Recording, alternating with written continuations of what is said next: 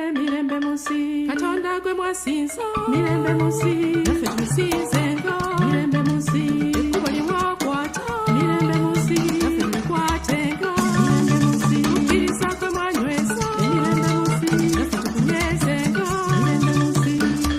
Nga twetegekera olunaku lw'abajulizi olubaawo ng'ennaku z'omwezi 3 ogw'omukaaga buli mwaka. Weetaaga okumanya bino kuba nabyo bikulu.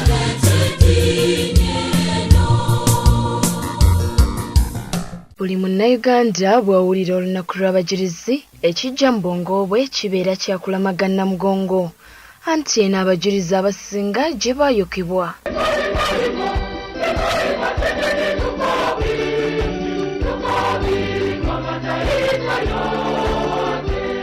Obadde okimanyi nti braza Amansi ne faza Mapeera be baleeta eddiini eyaviirako kanaaluzaala yenna bano okuttibwa?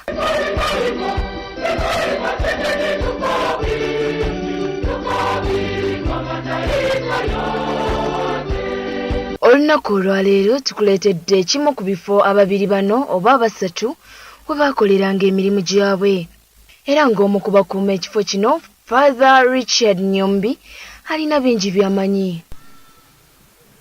Olunaku olwaleero tulina Father Nyombi nga yakulira ekifo kino ewaziikibwa Father Mapeera. Father Mapeera mwena mukimanyi nti be baleeta kuno eddiini nno erulidde ddala etutakabanga nga weeri wadde nga tumanyi nti abajulizi baafa mu mwaka ogw'1886 bwe Father Mapeera, Father Amansi n'abalala baali bagoba butale waniino mu ggwanga Uganda. So n'olunaku olwaleero Father Nyombi agenda kuba atuyitiramu ku bukulu bw'ekifo kino. Father Mapeera yajja atya okuba ng'aziikibwa wano, kye kyabaleeta, ettaka kwe tuli olunaku olwaleero waniino ku Nabunnya, ani yalibawa, ebyo byonna Father Nyombi ajja kuba abitulambulira. Father Nyombi, ekifo kino Father Mapeera bakifuna ddi, bakifuna mu mwaka ki? Kakati sebo ngera bw'oyogedde Pere Mapeera wano kusinga tumuyita Pere, kakati Father naye nga kyekimu Pere ne Father kyekimu. Batuuka mu nsi yaffe eno mu 1879. Kati bwe batuukira Nabulagala, lubya Nabulagala eyo Ssekabaka Muteesa Omubereberye yakola kijabawo ekibanja kyabwe ekyasooka era eyo gye tuyita mission embereberye. Bamalayo emyaka 3 ate ne bagendako e Tanzania ate ne bakomawo Kabaka Mwanga, kati Kabaka naye mubudde obwo Kabaka Mwanga n'abawo wali e Nalukolongo era abangi gwe bamanyi mu Bakateyamba, Mapeera Bakateyamba. Kati awo nabo bamalawo emyaka egijo ate ne babanga bagendako e Tanzania bamalayo mwaka gumu.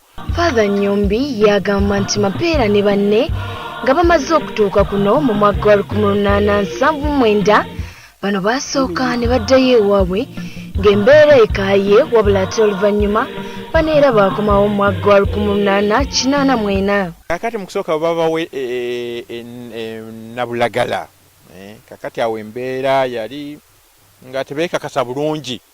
Gavumenti security yali gulugulu nga batandise okutyamu ne bagamba nti katusooke tugendeko Tanganyika Mwanza ate tulabe embeera. Awo nno baavaawo mu 1882 ne bagenda Tanzania ate mu 1884 Kabaka Muteesa Omubereberye n'akola ki, n'akisa omukono mu ngalo n'afa. Kakati awo Mwanga n'akola ki, n'abanga amusikira. Kati awo kwe kudda. Father Nyombi yayongeddeko n'annyonnyola nti entalo z'eddiini ddala ze zaaviirako kanaaluzaala bano okuddukira ku mulirwano e Tanzania. Awo okuva mu 1885 awo Yosefu Mukasa bali ku ddembe bamuttira, 86 abajulizi bali bonna ne babatta, naye mu 88 ne wabeerawo entalo z'eddiini wakati w'Abakristu ate n'Abasiraamu ne bagoba Abakristu kuki kuno. Awo Abakatoliki n'Abakristaayo Abamyusa ne bagenda wa e Tanzania. Ono nno alina bingi era byamanyi era nga yayongedde otunnyonnyola biki ebyaddirira oluvannyuma lw'ebyo.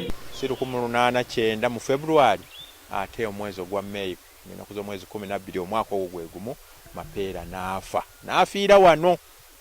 Kakati awo bwe bukulu bw'ekifo kino nti kyatandikibwawo era jjajjaffe Pere Mapeera eyasooka kuno ate wano we yafiira era n'abanga yali omuminsani omuberiberi okufiira ku lukalu eno olwa Buganda. Lindirira emboozi endala ekwata ku bajulizi buli lunaku wano mu mawulire gaffe emitwe 10.